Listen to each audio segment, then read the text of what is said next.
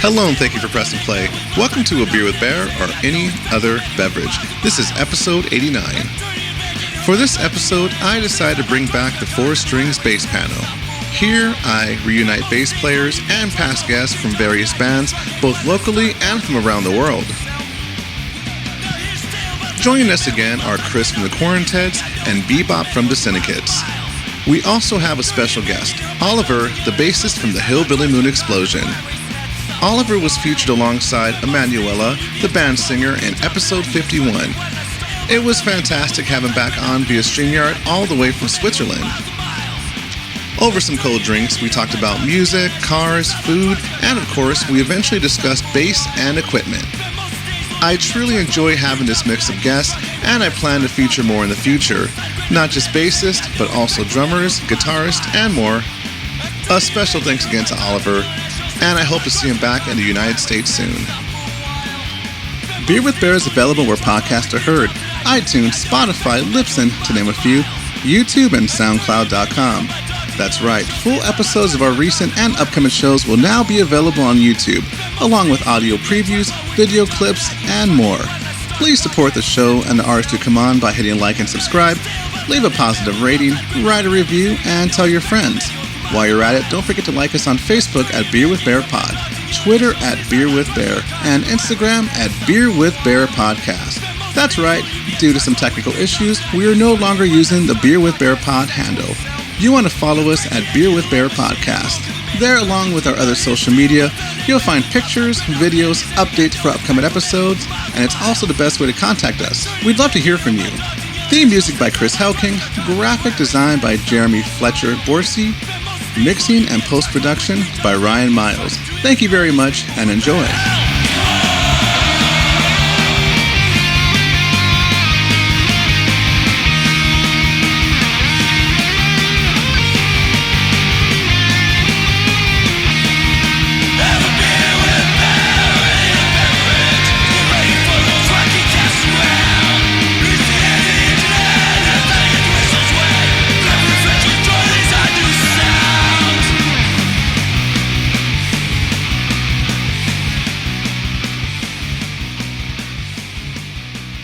So right now, I just hit record.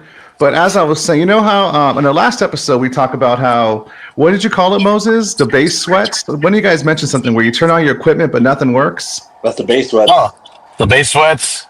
Yeah, well, I just had that right now where I turned on my equipment and nothing was working. So I just started shitting bricks right now. I'm all, oh, God. I'm still not quite there. Everything's a little low, but as long as I sound okay in your end. And it sounds better now, though. Okay, yeah. So that's the thing with technology sometimes. Like I said, it's amazing. Oliver is, I don't know how many hours away, 7 hours away, and we got him in the room with us. 9, I think, right? It's 20 past 9 here. Okay. 9. Yeah. 9. 9, that's what the Germans say. Yeah. Oh no. What country are you in right now, Oliver? I'm in Switzerland now. Switzerland.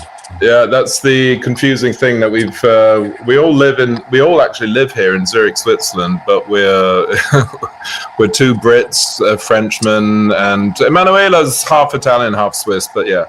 So yeah, a lot of people get confused. But like, I thought he was Swiss, but yeah. My Manuela is half Italian, half Mexican. Well, there you go. That's the best. Throw a little half Italian in there and you'll get something good. I can speak for myself. There you go. Full Mexican right here. All Mexican? That's also pretty good, yeah. You'll notice with me, if I use my hands a lot when I'm talking, that's the Italian side coming in. So. Yeah. Yeah. Well, you guys have great mafia movies. I love those, the Italian mafia movies. Well, they tend to be American, don't they?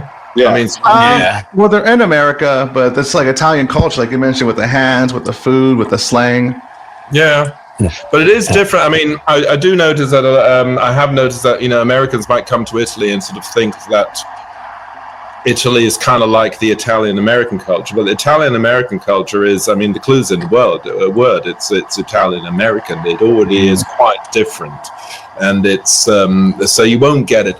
I must say though, the first time I went to Sicily, the first time I went to Sicily, I found, that's closer to the Italian-American thing, you know? And Emanuela, who actually, she lived in New York for a bunch of years. And so And that's the singer for the Hillbilly Moon Explosion, for those who are tuning in and don't know. All right, yeah, that's true. And she was there in Sicily and sort of said, "Oh my God, I feel like I'm in the Bronx. This really feels, you know, the way I remember it." So there is a difference. But otherwise, the Italian thing is, it's different from what you think. You know, gabagool does not exist in Italy. It's American word. The gabagool. Yeah, I don't even know what that is. Nice. So there you go. I don't. Fill me in. I feel like I'm missing out on the laughter. What is gabagool? It's Wait. You know what the gabagool is? No. Don't have that tone with me, Moses. I'm not sure. It's some sort of food related thing, right? Are you not in the know or what? No, I really don't know what gabagool is. I'm afraid. If Chris says, I'm afraid it's perverted. I'm afraid to repeat it. Like I'm going to say it, but like do this when I say it. You know? It's like cold cuts. It's like salami. Oh, okay. A good sandwich. Yeah, like super side. You got prosciutto. You know, mozzarella. Salami. At least you say prosciutto properly, Chris. I've heard guys, especially in England or something like prosciutto and whatever. It's like, it's prosciutto, die. Chris was practicing the mirror before he came in. Once I told you he was a guest, he wanted to make sure he got that down. I got my little Italian horn. See, I like the way that we're supposed to be. So this is ostensibly a podcast about music, I'm guessing, or about bass playing. And here we are talking about stuff. Here we are. These are my kind of guys. I like these guys. It could be about anything besides. Probably going to be about. So here's the thing. I have a list of questions, stuff that's bass related, but at the same time, the reason I picked everyone in here because I prefer past guests and people who I have a good what's it called? Good rhythm with, good chemistry with. So that way, it's a very easy 90 minutes. And like I said, we're going to talk about bass playing. We're going to talk about equipment. We're going to talk about your socks. We're going to talk about all of it. But however, if something else comes up, let's go with it. It's a conversation. Did you say it's What's wrong with socks? my socks? Well, here's the thing. I was, looking up some images of you, right? So like on your Instagram, so I could pull up here and talk and catch up. I haven't seen you since 2017 in Long Beach when we hung out. And I saw you had some socks that kind of stood out to me. I figured I'd question you. More of an intervention with my friends here, but yeah, that kind of, Now I'm interested. What kind of socks are these? Let me pull it up then. Give me a minute here because I thought I had to pull it up.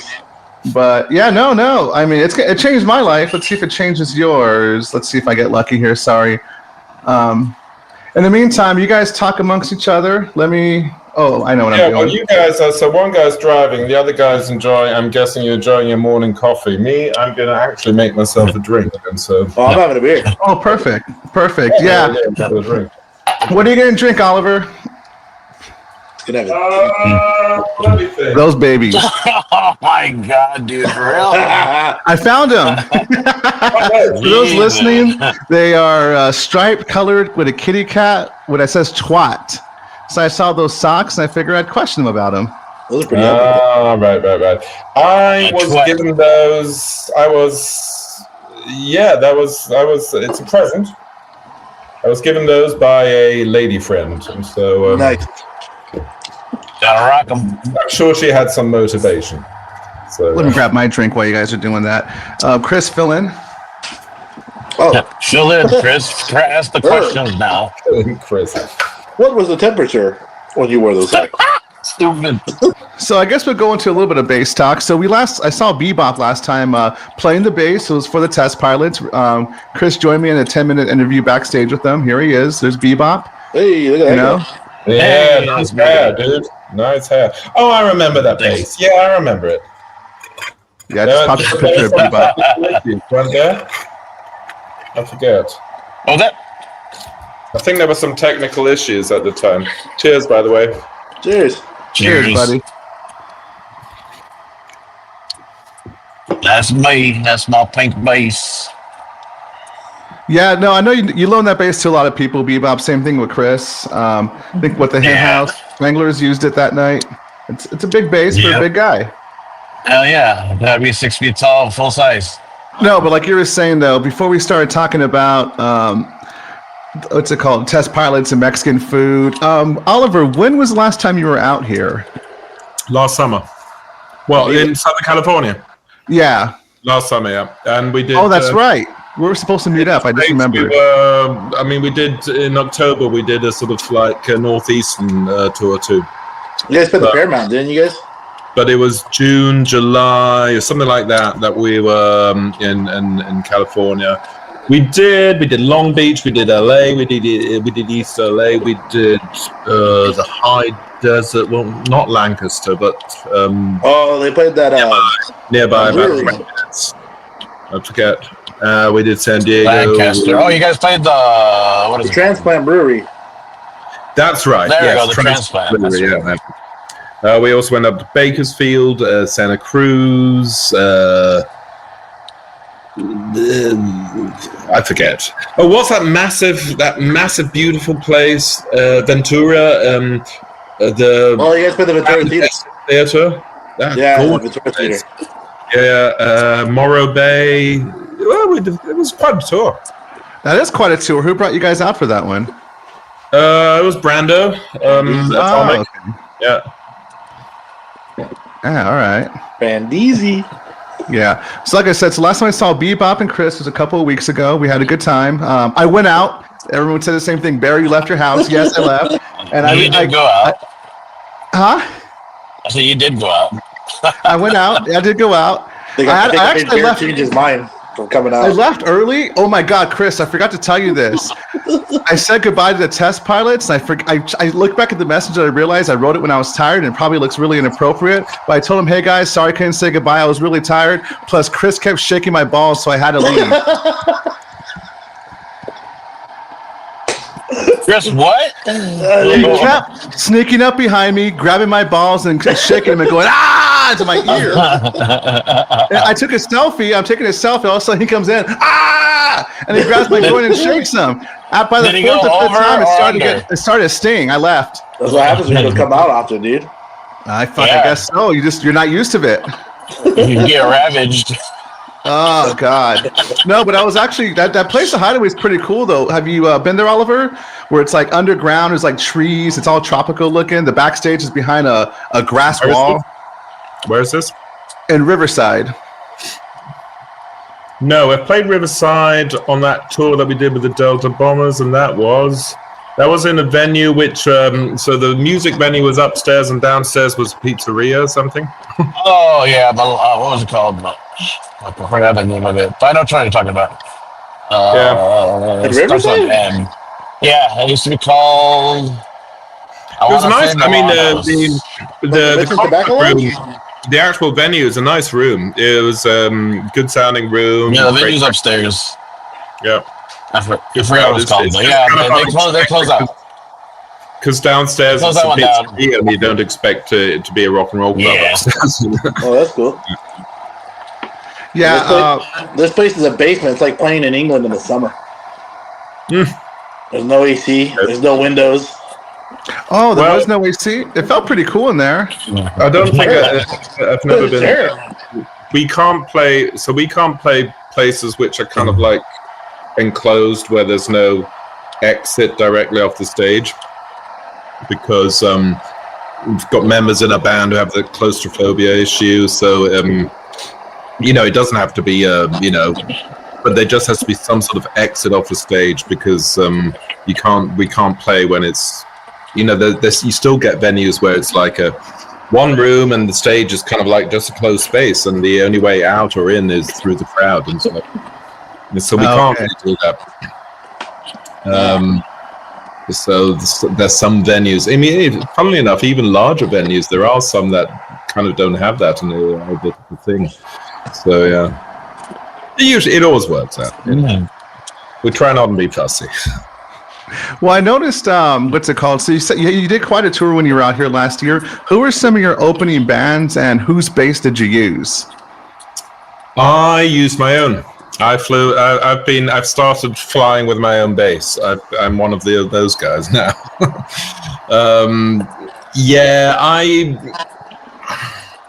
Is this what your setup looks like, Oliver? I just pulled it on the screen. Yeah, that's it. Exactly. It's so probably. I'm sure a lot of people know that flight case. It's got those super cheap Chinese things, and it's good because it's not expensive and it weighs nothing. It's ridiculous. With the base inside, plus my cables, whatever, it comes to 23 kilos. I don't know what it is in pounds, but that's exactly the weight limit for your checked baggage, right?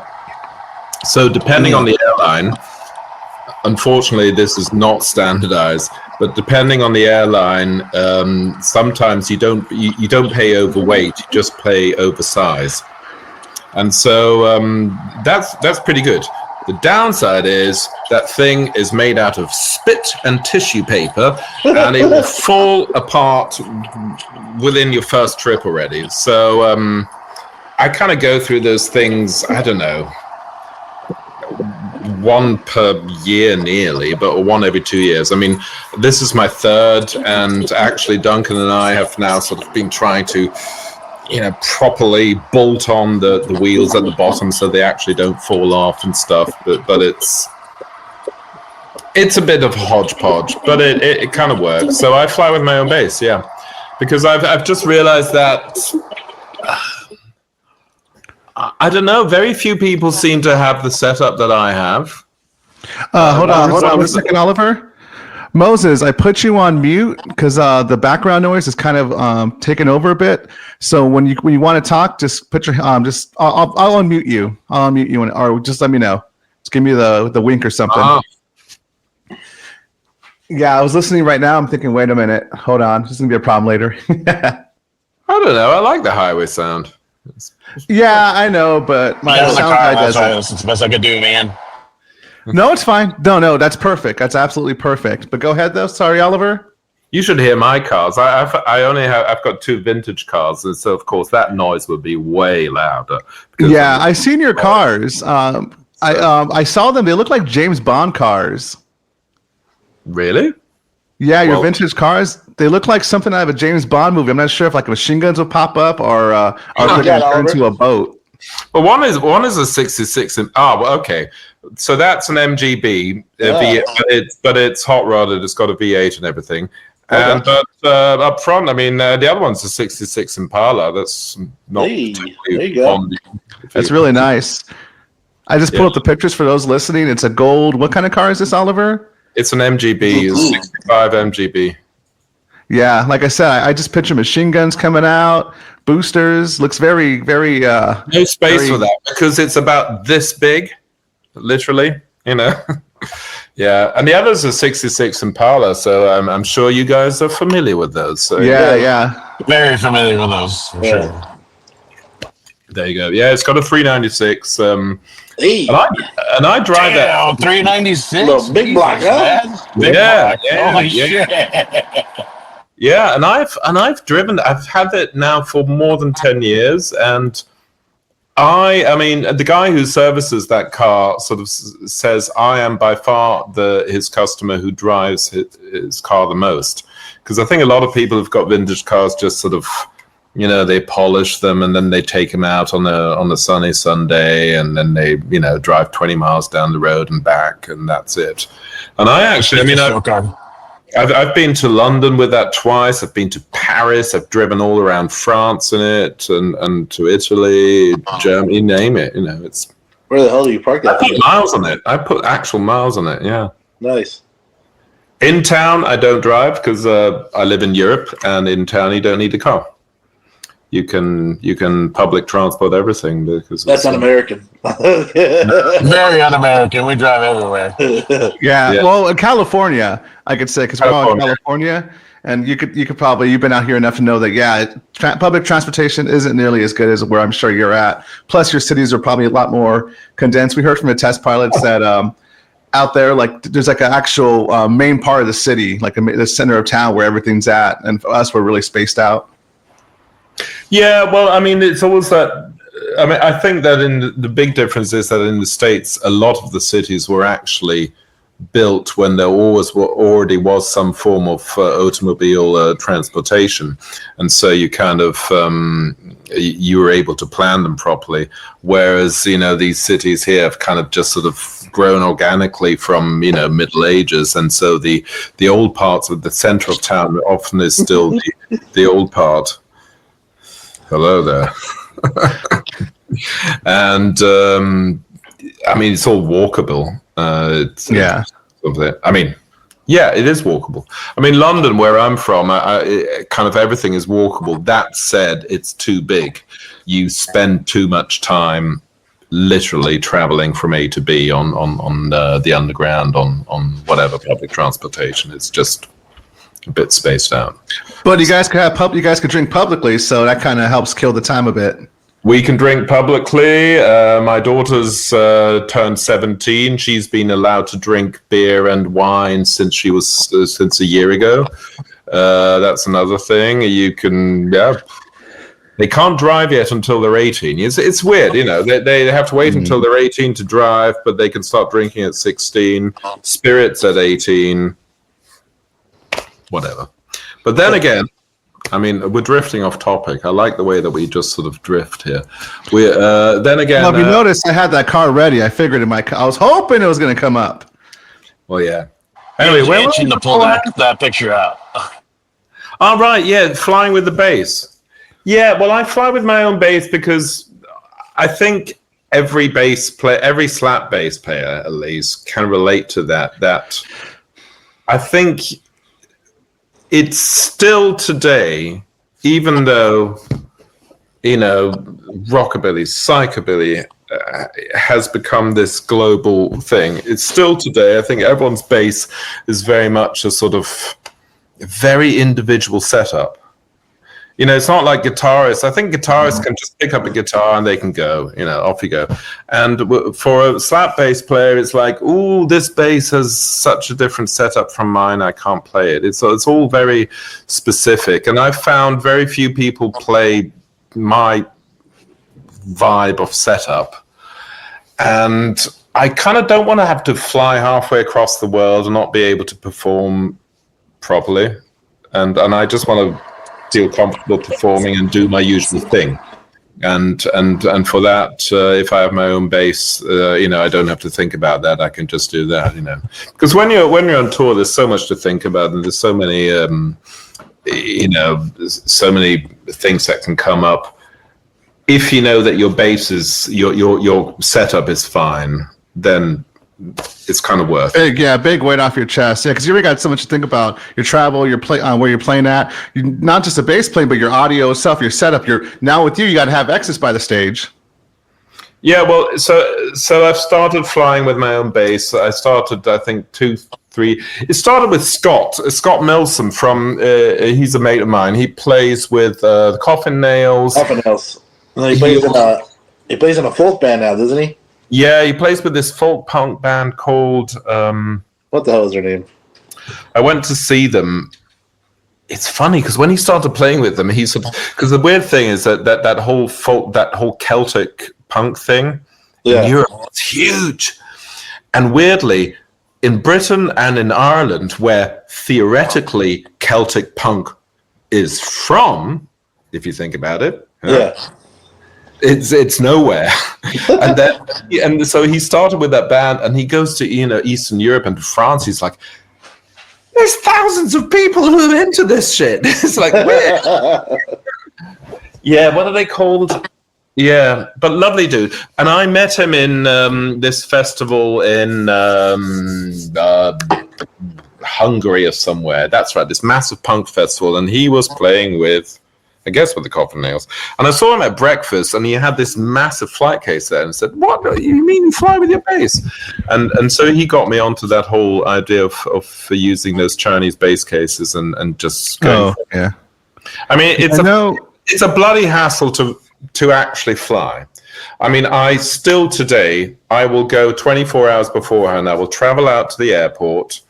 and drop my bass off, and every time I have to do the same spiel, and every time the check-in staff doesn't know what to do with this fucking bass. And you say, listen, I've done this many times before, I've flown with your airline, and every time they're sort of like, okay, how do we do this? So it's been a surfboard, it's been a mountain bike, it's been, I don't know. But, okay, so you got to put in a different classification for the on the record, so you know how to store it.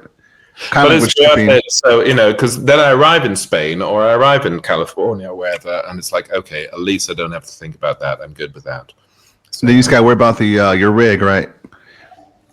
Can I get my surfboard out of the way? That would be some rental thing. I mean, California, we had. Hang on. Hold on, Oliver. I'm so sorry. Bebop, what'd you say?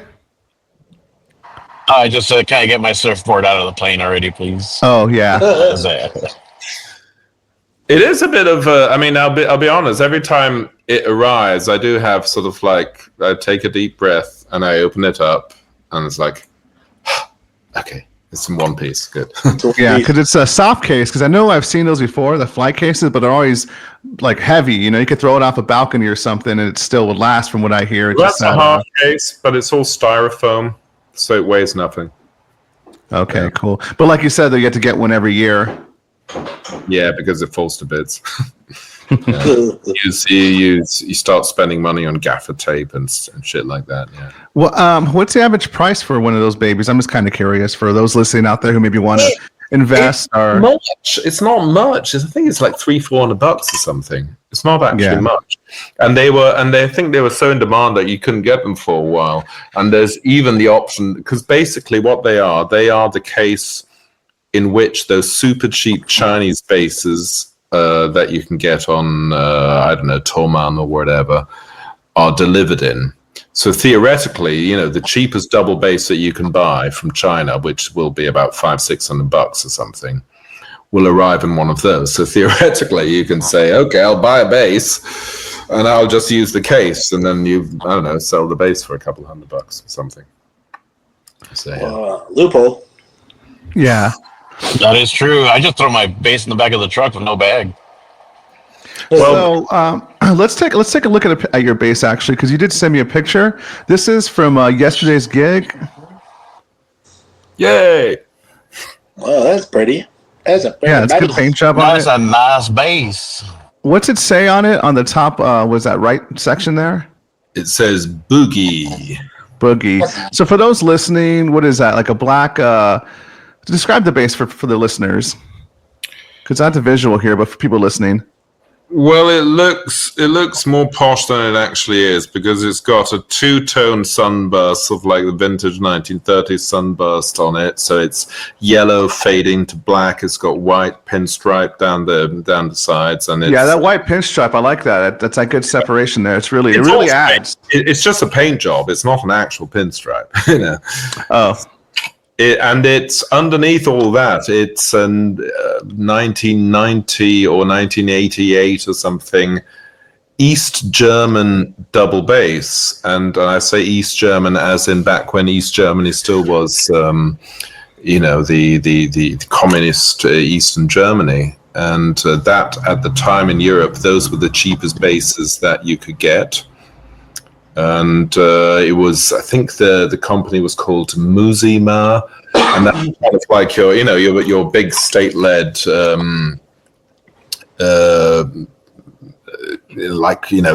state-controlled communist musical instrument company, where they made everything from church organs to school ocarinas or something. And and those were the cheapest basses you could get, and they were really shoddily made. That bass there, within like 1 month of owning it, I think the sort of the whole neck broke off, the whole shoe there. Yeah. And I just took it to a proper luthier, and he, stuck it back together properly, and he shaved the back of the neck off, so it's a bit slimmer and it's straighter.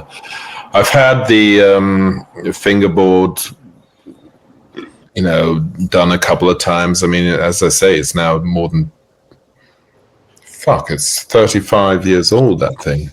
So that's when you got it? Yeah. No. When did you get it? Was it in the night? No, it did. Yeah, it was. I think 1990, something like that. It was still with my old teenage psychobilly band, the Hillbilly Headhunters, and I've had that one ever since. And then, sort of like halfway through, I had that paint job done. That's cool to have a bass that long. I know Kris doesn't have his first bass. No.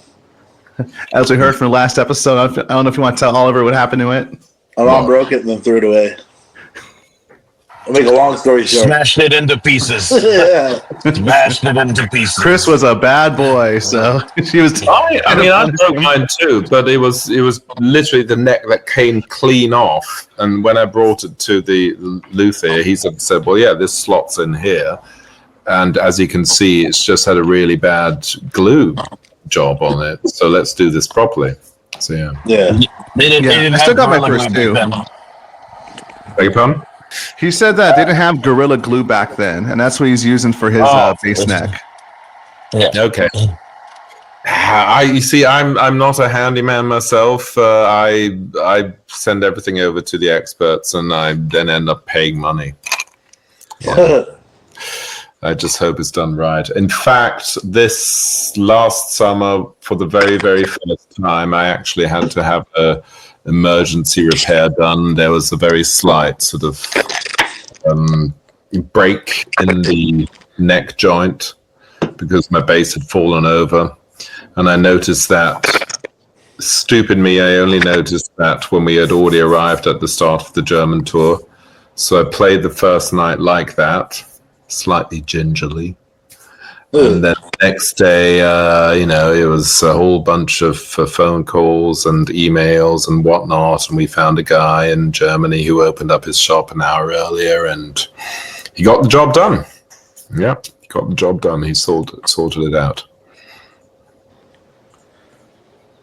But it was a bit, I guess, a couple of gray hairs came along. What kind of strings do you use? The Presto something. Presto ultralights, I think they're called. They're steel, but they've got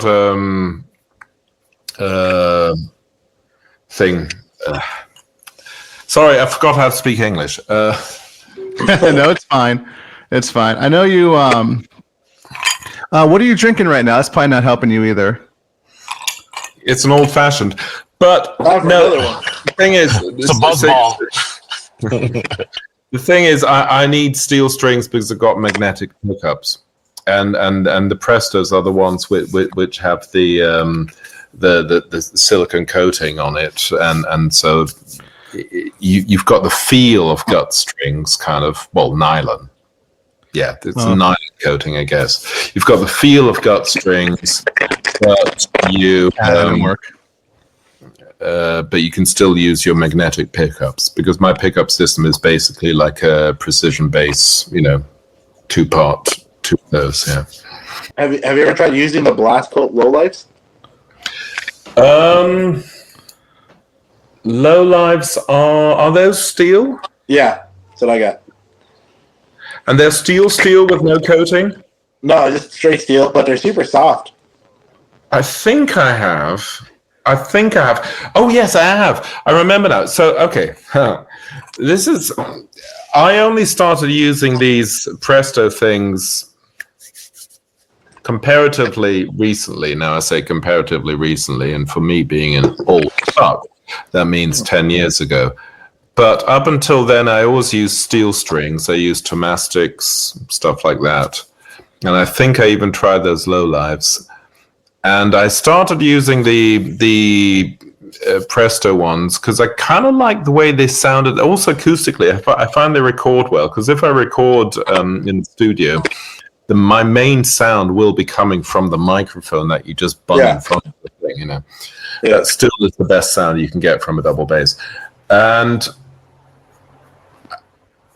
I remember at the end of this one German tour, for the last gig, I decided, you know what, I'm going to do steel strings again. This is the last, night, and if I get blisters, fuck it, I don't care. And the one thing I noticed is that it's not about tension, it's about grip. And the whole thing, the quest for like zero tension that we had going on, like 10 years ago, that the psychobilly bands, everyone had these strings which were kind of like rubber bands and stuff. Yeah. And I think I've come to the conclusion it's not about tension, it's about grip. And if I play steel strings, I will get blisters pretty much immediately. Whereas with the Prestos, since they're nylon coated, I don't. Even though the actual tension is probably the same. Or I would even say, Kris, your low lives probably have lower tension than the ones I'm playing. But since you've got a nice grip on the nylon coating, it's not really a problem. Okay. And therefore, and I noticed that on that when I played steel strings on the last gig of that German tour, that suddenly it was like, oh fuck, I have to work more to, get my fingers under the string to pull the string and everything.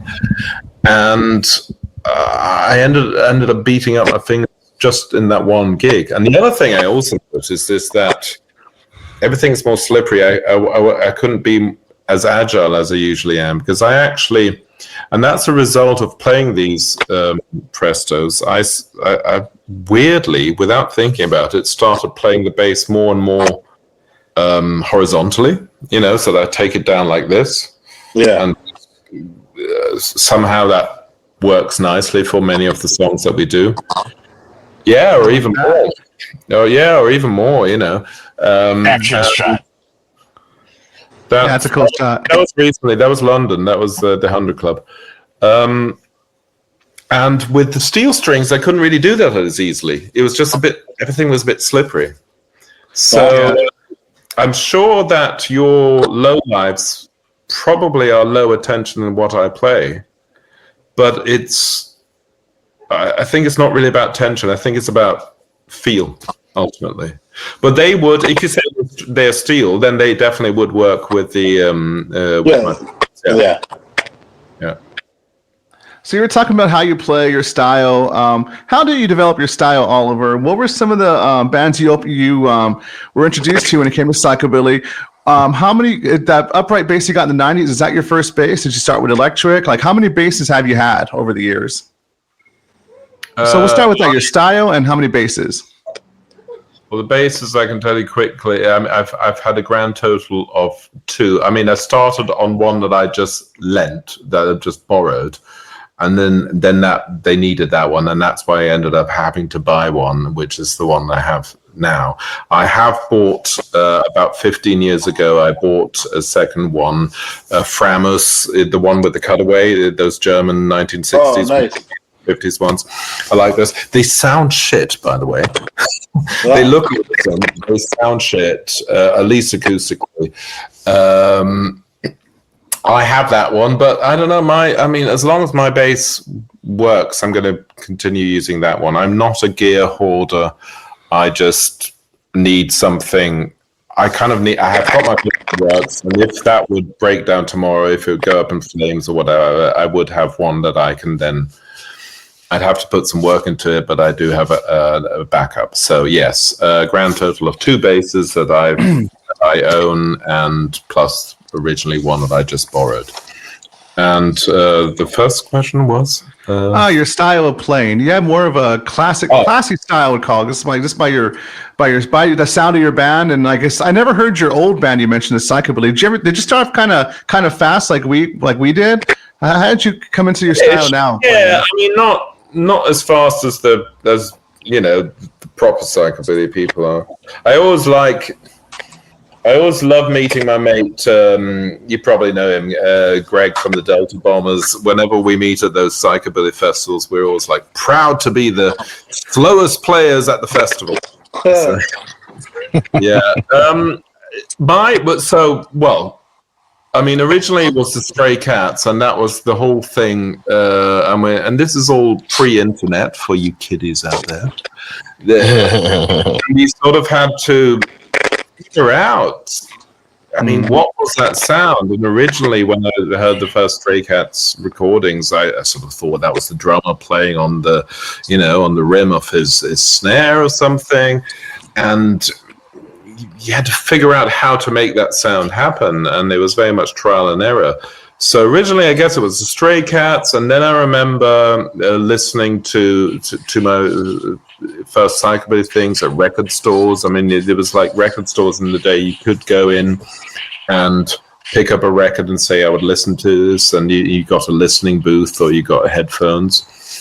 And I guess Steve Whitehouse with Frenzy was kind of pretty much a game changer for me, because I remember the first time Frenzy song I heard was on one off that it was on a sampler called Psycho Attack Over Europe, which was on this Dutch label, and it was the song, I think, Nobody's Business But Mine. All right, Oliver, I am sorry. So you were talking about the Frenzy, right? Frenzy?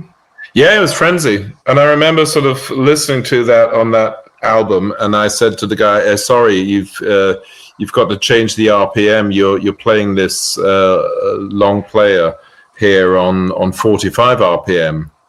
And the guy looks at it and says, no, it is on 33. And it was just that fast. And okay.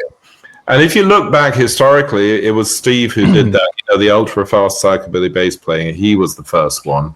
There was also Sam Sardi from the Ricochets. He was the other. So those two guys were the very, very first ones who did the really fast psychobilly slap bass playing. And I would also say Steve is the way he, not just the way he played, because I never managed that super fast psychobilly stuff. I mean, I could say, yes, I was never interested in developing a speed or whatever, but I'll be honest, I never managed, maybe I just wasn't as good as that. But he had that, when I saw them live the first time, he kind of had the setup that I've still used now, that you have two separate signals. There we go. So you have two separate signals. You've got the bass signal completely discrete going into the bass amp, and the slap signal completely discrete, not going anywhere near the bass amp and just going into the board and into your wedges. And he had that, and since then that's what I've been using. And so I'd say if you can nail it down to one style of bass playing, that it'll be him. Weirdly, I didn't actually end up playing his style of music. I play stuff that I play is way slower. Yeah. And again, the vocals is very melodic too as well. Let's check in on Kris real quick. Sorry, Kris. I don't want to cut him off. How about now, buddy? Can you talk? Sure. Yeah, he called you buddy. That sounds bad. Why does that sound bad? Nothing. I was just fucking around, man. I don't know. I was just fucking around. Would have never happened on Microsoft Teams. No, but everything's good now. You sound better. Everyone sounds good. Oliver, we all sound good. We're here to hear your story and talk bases. It's all good. And I actually, hang on. So, Kris, while you're out touching yourself, whatever, up here all this time, I kind of feel like wearing sunglasses too. No, he was just talking about how his style live, it came from inspired by Steve, right? Steve Whitehouse of Sharks and Frenzy. Good old Steve. So you said how you don't play fast. He's had my arm. One thing. Oh, you did? Hell yeah, he did.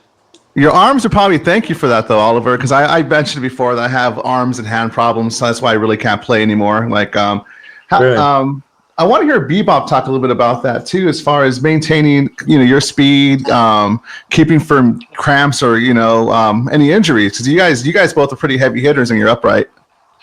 Well, honestly, it's just been constantly since then. But then again, I got lighter strings. Like I use roto sounds. I've been using roto sounds for like 15 years now.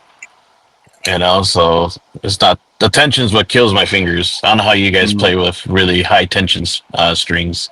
I just can't do it. So that's how you do it. But yeah, that's about it. Nothing much to say about that.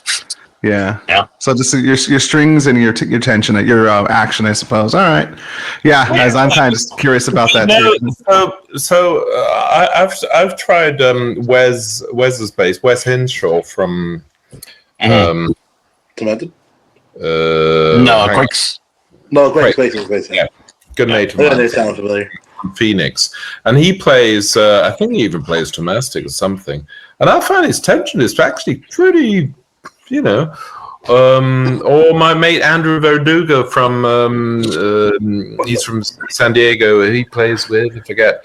He also is kind of like nasty tension, but somehow they have a fairly low action, so therefore they can do it. I don't know. Yeah, I have pretty low action. I lifted it up a little bit, but it's pretty low. I have a high action, and everything's a bit chewing gummy with me. Yeah. So we talked a little bit about strings action. I'm not Mr. Precision. Yeah. What about your bridge? I was looking at your bridge. It looks pretty nice there. Deuce bridge?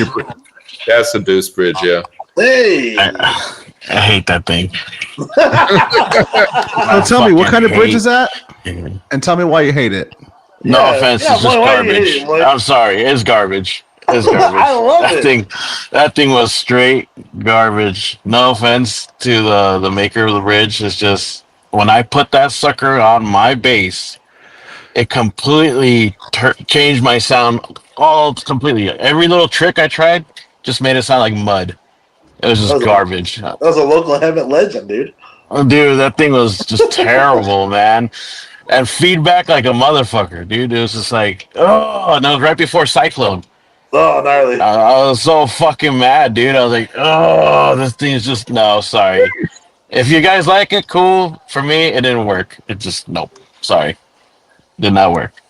I did. I mean, I'll be honest. I found that people were like, "Oh, you'll see a big rise in volume and also," and I was like, "I don't really." I found it became a bit more compact, maybe. And I'll be honest. I never really had a problem with bridges collapsing and stuff. If I'm completely honest, I just like the idea of the super sturdy thing because I play like a bloody caveman. I'm so rough on my bass, that poor little thing, and I just like the idea of something which enhances ability. But I must say it was not a game changer that people claimed it would be, and I've just kept it on there. Yeah, I saw that shit real quick. It took you order it and then you wait for years because that dude is very slow in his production. That poor guy. He's listening. He's going No, he's not. It's all good. It's one dude who makes them, and he's in I think San Juan Capistrano somewhere. I think he wasn't Hemet. No, he wasn't Hemet unless he moved over there. Probably. Okay. All right. Yeah, that dude shaved my fretboard like no other's business. He left it like this thin on one side on my fretboard. He shaved it all down, and it was tiny. I'm like, dude, He didn't do that. The meth did that. Oh my god. Yeah, I live in Hemet, and he lives in Hemet, and I remember I wanted that bridge, and he's like, yeah, I'm going to get it done, and I took my bass, and then that's when he started shaving my fretboard down to match the bridge, and that thing he was shaving it down to find a microphone, because he said he was on Met, so he thought there was a microphone in there. Dude, that thing was ridiculous. And like I said, it made me, I was just pissed off the whole time at Cyclone, because I was like, take this piece of shit off of my bass because it's not working. Well, I love my Deuce Bridge. I know you do. I know you guys do. Maybe because I don't know. It just didn't work for me. That's funny. So is Cyclone still a thing? No. And they did that on the Queen Mary, right? No, that was Ink and Iron. Ink and Iron. Okay. Cyclone was in a really shitty hotel called the I love the idea of doing, a festival on the Queen Mary. That's just like, that'd be great. That was a fun one. It was good. It was good. What was the last one? Like 2014-ish? I believe what, so. Ink and Iron? Or Texans. It was like 14 or 15 was the last one. Wasn't the last one we did? We did, Chris. We did it. No, we did the last one, right? It started going away from rockabilly and psychobilly, and then it was like more punk rock and. Yeah, they would have different days. Yeah, like Ink and Iron one day will be off. Yeah, like punk and metal. Then it'd be rockabilly, psychobilly. I always had fun at those shows. It was fun. Yeah, same. I miss those. They're the best. So I know they moved out of state. It's ultimately a tattoo festival, or it was like a 3-day thing. Yeah. Yeah. There's tattoos. I never bothered getting a tattoo. I was too busy fucking. I've never gotten a Cyclone tattoo. Ink and Iron tattoo. Me either. I'm always a bit wary of festivals which have in the festival name either tattoo, hot rod, or pin-up. Because I know that then they're not really going to be about the music, and that usually translates into shitty PA system and an organization that doesn't really know how music kind of works. Yeah, and so I'm not a big fan of car shows. I mean, I'm a big fan of cars. I'm a big fan of car shows. I'm a bit hesitant if it's a car show and they're like, there's music on it. It's just like, yeah. Hey, wasn't there issues? Was it you or was it Delta Bombers where I saw you at that car show in Lancaster all those years ago where there was like someone got shocked by the microphone? There was like a hot mic. Someone got. Was that you guys or Delta Bombers? There was like an electrical issue. It wasn't us, but it was that with the gig with the Delta Bombers out. Yeah. At some sort of veteran VA. Yeah, I was at a VA. W place. I couldn't tell you where. Yeah, VFW. Sorry, not VA. VFW. Yeah, it was when. What the fuck were you guys doing? I think it was right around the time you guys were. I think you were coming back and forth. You were doing that. I think you guys went to punk rock. Wait, no. Viva. You did a show in Vegas. Afterwards, yeah. And we did a bunch of shows with the Delta Bombers. That's kind of where we first met them. Been good mates ever since. I can't remember Hot Mic. I remember way afterwards, but that was when we were already packed up and most people had left. There was some sort of fight or something. Yeah, well, there was a fight, but I just know there was an issue we were talking about backstage. Someone got shocked or something was going on. But I was thinking about that because you mentioned we got an electrical shock. There was a fight. We had good fun. Yeah, They woke you up. A couple of people got hurt. It was good. Yeah. What were some of the worst shows you played over the years? I know you travel a lot, you play a lot of shows. You've been doing this for a while. Could you name me at least one or two nightmare shows? And I could hear one from Kris and Bebop. Nightmare show. I want to hear about the worst. We already heard last about your equipment getting stolen. Some in the equipment getting stolen. I think for us it was, and I feel I can kind of say this now because we've toured Germany so many times and it's been awesome. We've had great, venues and everything. But I remember when we were sort of starting out in Germany, the gigs tended to be god awful. It would usually be at some sort of festival, and the Germans have this weird concept of it's like rock and roll. And okay, why am I doing this? Sorry, too good. That was good.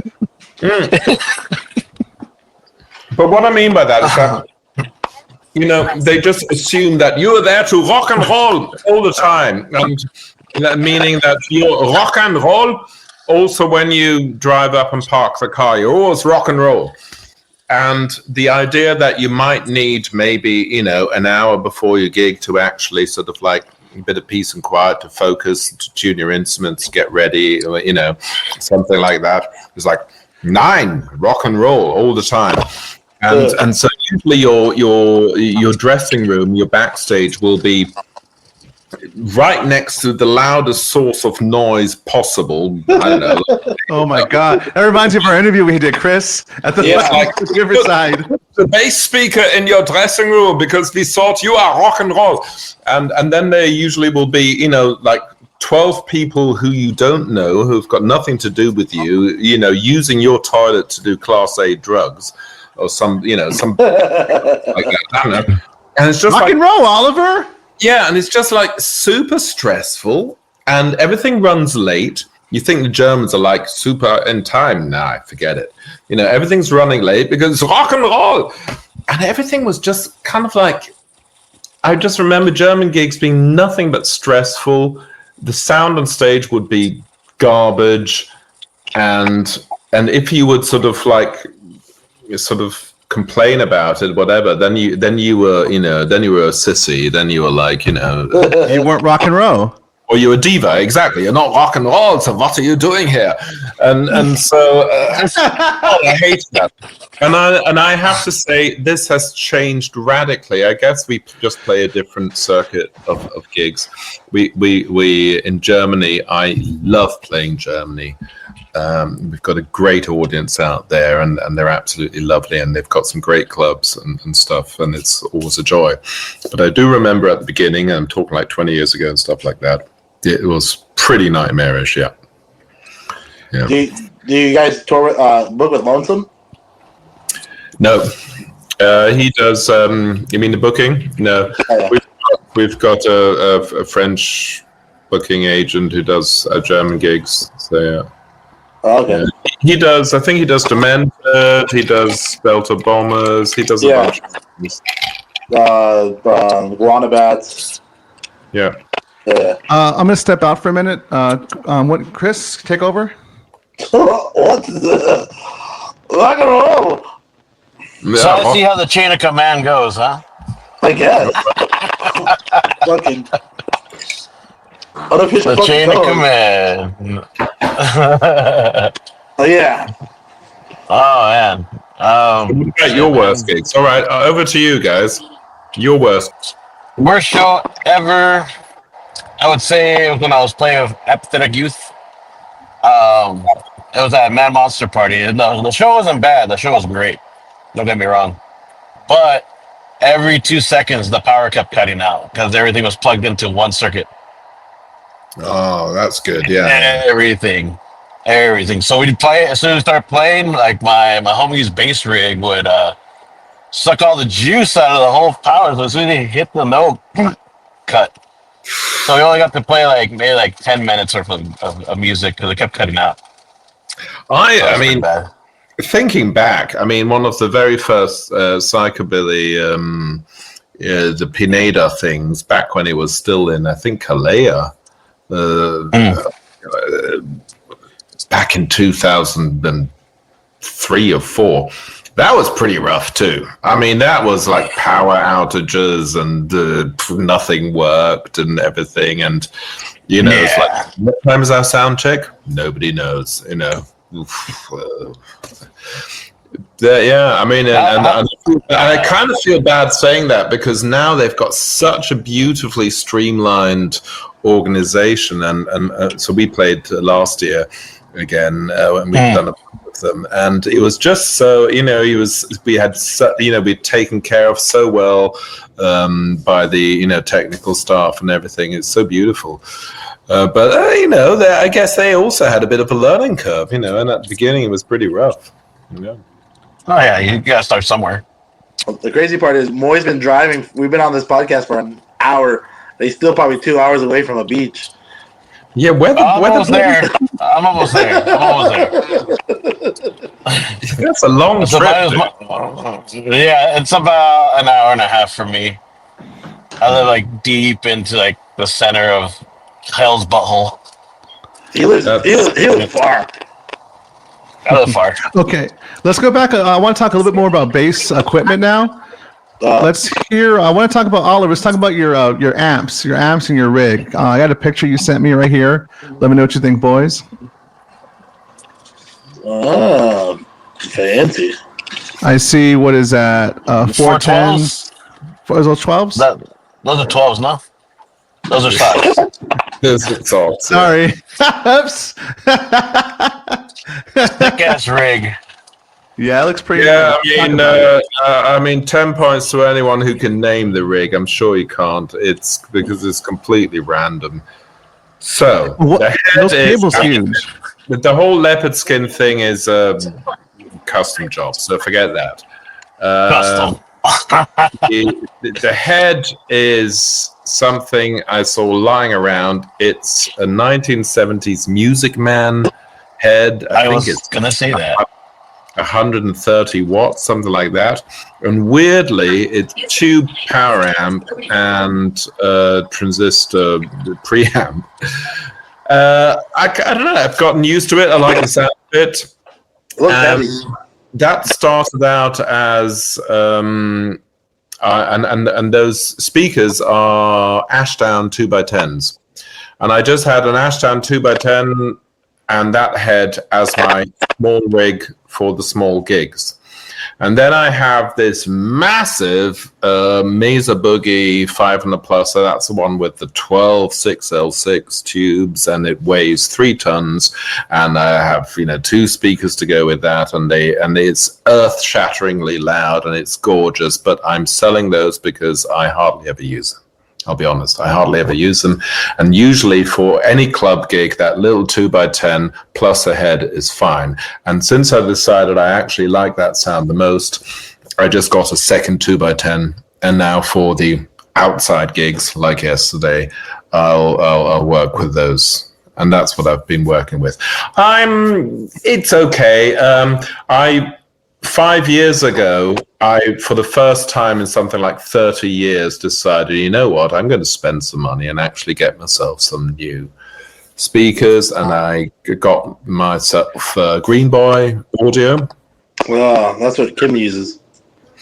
Yeah, very nice. And I got this nice setup of, I think, 1x15 and the other one 12, and I had them made by, what's his face in England? Because there's like one guy, there's one guy in the States that makes them, one guy in Japan, and one guy in Britain, and they sound lovely. But then I also went for a small sort of like Class D head, and it kind of sounds okay, but I just really didn't like the whole Class D thing. I don't know, it's a feeling thing. I guess I'm just so used to playing tube amps that somehow the Class D thing feels weird. And so Class D and tube amp, could you explain the difference for those listening who maybe not be in the know? Class D are like modern bass amps have digitally powered power amps, so you can get 1,000 watts or whatever out of a tiny little thing that weighs as much as your shoes, and that's what kind of everyone uses, and that's the sensible thing to do because you can put it in your rucksack and then have one of those lightweight speaker things, and you can have a big sound. That's the theory. Play a full gig in that, and I'm like, is it though? Is it really as good? And I just, I don't know. I didn't like them, so I've just gone back to. I just decided to build from what I kind of know and liked. I have to say, you say my rig. I actually don't use that often. Most of the gigs we do are abroad, and it will either be a rented backline or it will be a festival backline. And so, I mean, that's another reason why I bring my own bass, because if I'm dealing with some bass amp, I want my own instrument that at least I don't have to think about that. But with my bass and those magnetic pickups, I don't have to worry about feedback, and and if it's a festival, it's usually going to be an Ampeg or something. And that works fine. I mean, it's ultimately a monitor on stage. A bass amp is your own monitor, and the sound is made up front by the sound guy. We travel with our own front of house sound guy, so I can rely on that. Oh, yeah, I think I met him. Chances are, Does the rig have a horn in it or no? Big pun? Does your rig have a horn in it or no? Is it just straight speaker? It does, but I don't. I mean, the slap goes out to completely different. It doesn't even get the slap. Doesn't. Oh yeah, I forgot about that. It just goes directly to the board. Yeah. Okay, yeah, I forgot about that. You mentioned that. It's kind of. I kind of like that experience that you've got the bass coming from the back of the stage, and you've got the slap coming from your wedges, and you're kind of like in this. In this sound cloud of slap bass, I kind of enjoy that, yeah. So, hey, long story short, I think your own personal rig isn't that important, to be honest. I mean, it's as long as you can hear yourself, then you can work with it. Yeah. Yeah. I noticed what kind of. I saw you had pedals here too. What are these? What are you working with here? That's a tuner, and those are two DIs. That's it. No pedals. The direct out and all that. Yeah. All right, Kris, you have anything on the bass rig? On his? Yeah. No. Or any thoughts on his? There's nothing to say. Process. It's On his process, as far as when you travel, borrowing equipment and shit. When I travel, I play whatever the hell is given to me. Like when we played Bedlam, the bass there made me change the way I play bass in general. Like For me, it has to have a horn. It has to have a horn, or else I won't like it. Have you ever used the Bedlam bass, Oliver? You played Bedlam in Northampton? Yeah, twice. Nice. Yeah. And so whose bass was that? It's the house bass, the Bedlam bass. Oh, okay. The one with the little checkerboard and the little Bedlam logo. Okay. But I don't know, whoever used it last when the first time, the tension was so high. So then I had to start slapping with my ring finger down just to kind of put a little more on the slap. And that's how I slapped it. I thought it was brutal, dude. Yeah, that's nice. It works. Come on, man. That's too high. It works. I don't know. I didn't slap like that until I played Bedlam. You just gotta make do, right? Yeah. Sounds rough. Kris, that bar you played, you got screwed over. It was called Weber's. Weber. Oh, Yeah. Weber's. I remember Weber's. Fuck Weber. You remember Weber's? The one with the lips. Freaking Weber's place. Fuck that place. Jeez. All right, my dudes. I made it to the beach. I'm gonna have to be taking off. Alrighty. No, we're going to wrap it up soon anyways. We're almost at the mark, actually. So go ahead, Bebop. Say your goodbyes. Where can people find you? Do you have any upcoming shows? You find him on the beach. Oliver, well, first, I'm at the beach. Oliver, nice to meet you, brother. Hey, nice to meet you. This is really important. I'll be driving too next time. Hell yeah. Kris, later. Bear, later. Upcoming shows. Got the Quakes in July, 4th of July. Look us up at the Sindicates Psychobilly at Instagram, all right, guys? And Giant Armor on Instagram. Later, guys. There he is. Say goodbye, buddy. Have a good one. I'm looking forward to checking out all of your band. Hell yeah. Check it out. Let me know what you think. Later, guys. All right, let's kick him out. I can't do this thing with it. I don't know. Yeah, it's not working with me either. What is this? There it goes. What is that little black ring right there under your bass? What is that? Those are my bass cables that I've wrapped up, and that's kind of pre-flight. So that's the way I just shove them there, and yeah, because those are some thick cables. I noticed. Well, technically it's two. It's two cables. Wraps them together. And I used to use, a slightly slimmer one of, welded together cables, but they kept on breaking. And so I just got two thick ass cables and got them sort of like really posh cables by this, they're called, Duncan uses them too, because it's a friend of his who makes them. And they're like, hey man, dude, those cables cost like $100 and stuff like that. It's like really expensive. That said, since I've had them, I've had no issues. Because otherwise I would go through cables like, I don't know, at least once a year. I still have, a spike in my bass and everything, so I can, yeah. I know a lot of people like to work with, the cordless things. I'm a bit worried that that's another, potential issue in the signal chain. Is potential. Yeah, it sounds cool, but then I mean the idea is cool, the cordless bass, but then I know you get sound issues for sure. I've seen that. Yeah. So I have a list of a bunch of stuff, but I didn't even cover it because it's like songwriting process, band dynamics. I just have this here just for backup, but I just kind of like what we're doing now. We're just rapping, so we're just talking. Sure. I want to ask you. Okay, I'm sorry. Go on. Oh, so I want to ask you. So you talked about some of your nightmare shows. What about some of the positive places you've been to? Some of your more memorable shows, venues, and maybe places you visited. Like some of your best experiences with you and the band playing. I have a very soft spot for Southern California. I enjoyed East LA last year. That was at the Paramount.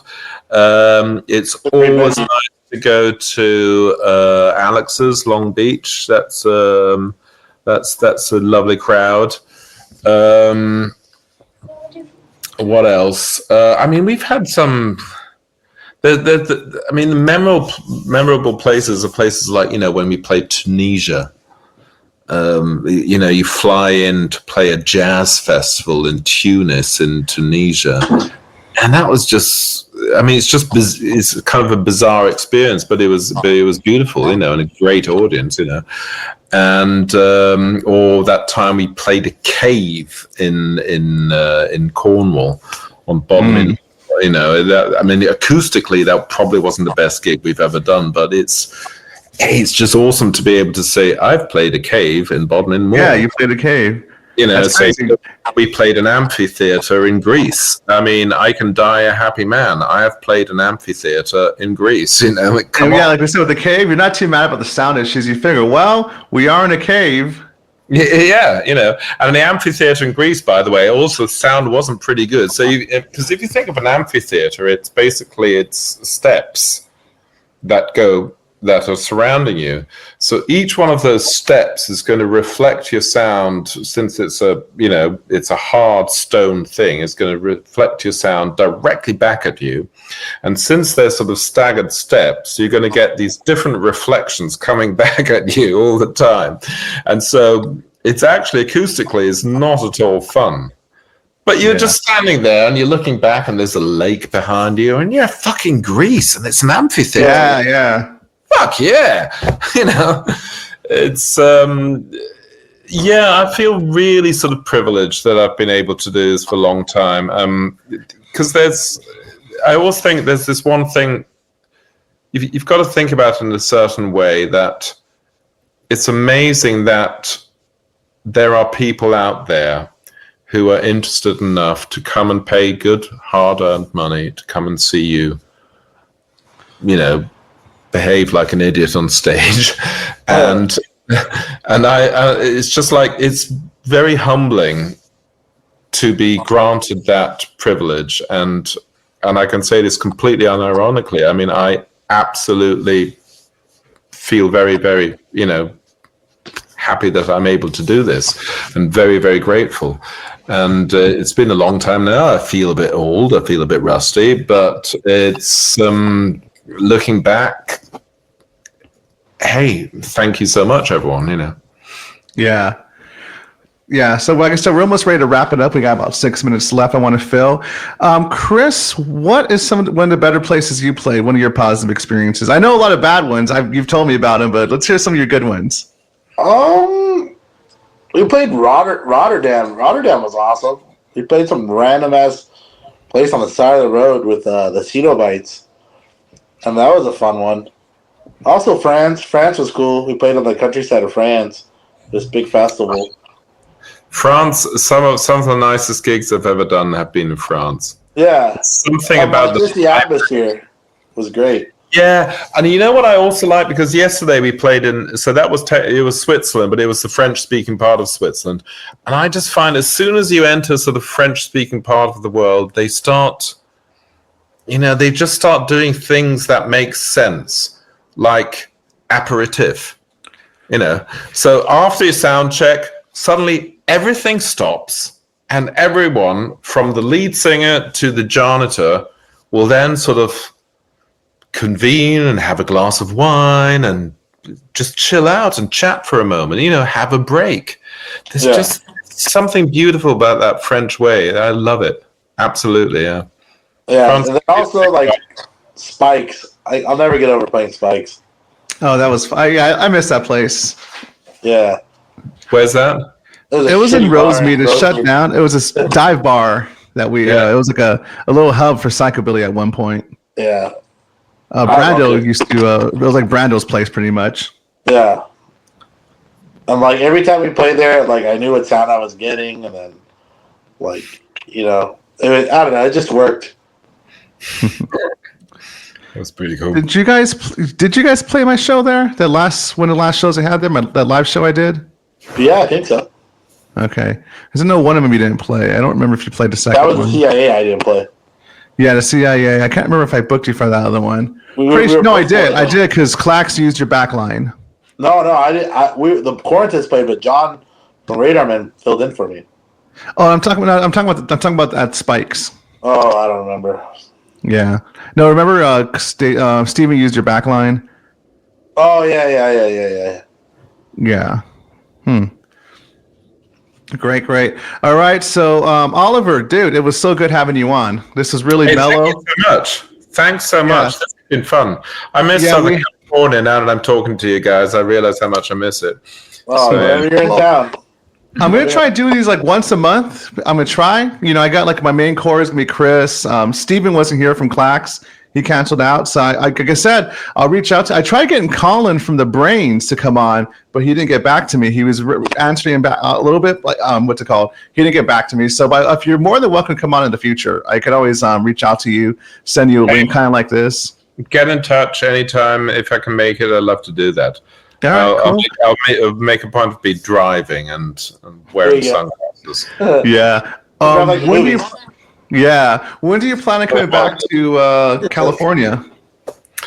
Well, I don't know. I mean, the thing is, what a lot of people don't realize is it's very expensive, because you have to get your performing artist visa and whatever, and that can run up into something like $4,000, $5,000 just to get the artist visa, which is then valid for a year, and that's before you've bought a single flight, booked a single hotel, booked a single tour bus or anything.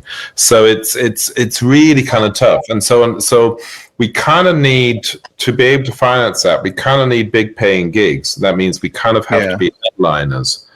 Now, we can be headliners in Southern California. We can be headliners in Santa Cruz. We can, but as soon as we sort of go out into sort of other regions, it's like tough. And so it probably would be better then if we would be, I don't know, supporting some other band, I don't know, Social D or whatever. I don't know. I'm just some sort of name out there, a big band. Yeah. But for that, you kind of have to be local. You have to be there and have to sort of, build it up. So if we sort of fly in for the thing, it's I mean, logistically and financially, it's really, really difficult. I mean, I absolutely love doing it. I love the Californian audience, and I feel very, very much at home there. I've got family out there. I've got friends out there and everything. But we have no immediate plans. I'll be honest with you. We have no immediate plans, and when we get an offer, we'll have to look very much into how we can make it happen. I've also, obviously, I mean, as we all know, we've recently been hearing horror stories about people being denied access, people checking. Yeah, I know the Master Chops had trouble getting out here. Yeah, well, I wrote to Oleg immediately and said, was that the P1 visa? And he said, well, in the past they used P1 visas, which is what we have. That's the performing artist visa, and that's 1 year. and they tried for the O1 visa, which would have been valid for 3 years. Now, I don't know exactly what that is, and that was denied. So, yeah, I don't know. I mean, you hear stuff, and it's getting a bit random, and yeah, I'm kind of sorry for you guys. I mean, because, I mean, if you just look at it logistically and economically, the question does arise. I mean, why do we have to fly halfway across the world when we've got a business case out here? You know, we had a sold out tour of Spain. We had a sold out tour of Britain. Yeah. When we toured the US last summer, the Southern Californian shows, the Santa Cruz shows, they were good. But for instance, out in the high desert, out in Bakersfield, whatever, that was tough. And the reason was that the whole social media thing doesn't work anymore. There's no scene out that way. Yeah, the scene's a lot smaller for this style of music. Once you get away. But it's also, I mean, and Andrew from the Delta Bombers was saying he had the exact same experience, that you play a place, next day on Facebook you get some guy saying, "Oh my God, you're my favorite band. How come I didn't know you're playing my hometown?" And it's like, well, we've been shouting about it for the last 3 months, but clearly the algorithm has been denying that to you. Yeah. You want to pay, it seems. Worse and worse. And Facebook, if you ask me, is kind of broken and is unusable. Instagram is very much going that way.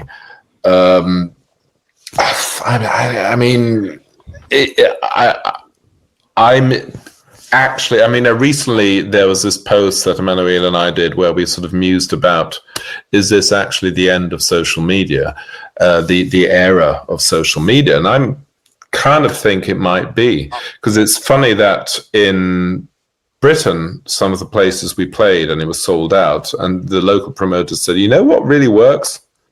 Actual posters, like physical posters, actual flyers that you give to people, you know, and so it's kind of like we're making this step back, and this whole sort of idea that we're all part of this big global social community isn't working anymore because somehow the algorithm has fucked it up. Yeah. And I found, I think, that's why a lot of people have a social media person. I guess because the distances are just really big in California and places that. In Spain and places like that, it probably just works simply because, as you said, you know, in Europe, you know, people will just stroll down the road and then they'll go past a record shop that they just happen to see and say, oh, all right, okay, so, you know, the Sindicates are playing. Cool, all right, I'll remember that.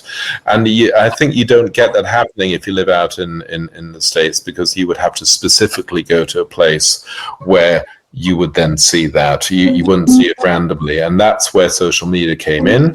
But now social media doesn't work anymore. And so, so as you can see, there's a lot of aspects in there. And at the moment, I'm a bit, I'm not too optimistic about that. And that's why I'm a bit worried that it might be difficult to do, you know, a US thing in the near future. I'd love to, dude. I'd absolutely love to, because I love the audience, and I love the scene around there. I love you guys. But you always got to watch. You know, you can't end up spending money on something. Yeah. It has to be worth it, especially your time. Your time is a big thing too. Yeah, you know. All right, we're gonna wrap it up, Kris. Where can we find you? Any shows? Home. At work. That's when you can find me. Nothing coming up for the Quatenteds? No, not at the moment. All right. Nothing. Oliver? Oh, sorry, Kris. Go ahead. Nothing in stone yet. We're working on stuff, but nothing yet. Recordings, live shows? A little bit of both. All right. Thanks for showing up, Kris. I appreciate it. Yeah. I know we had some people cancel. Some people weren't going to make it till later. Kris like, okay, I'll show up. This is the Four Strings with Kris Quatented and Oliver. Oliver, you're welcome back anytime. I will send you a link. I'll be in touch. And then, like I said, we'll get you back with the Hillbilly Moon Explosion. If not in person, we can do it right here on StreamYard. Absolutely. Drinks on me next time we do see each other, okay? Perfect. I really look forward to it. I hope we can make it work. Thank you so much.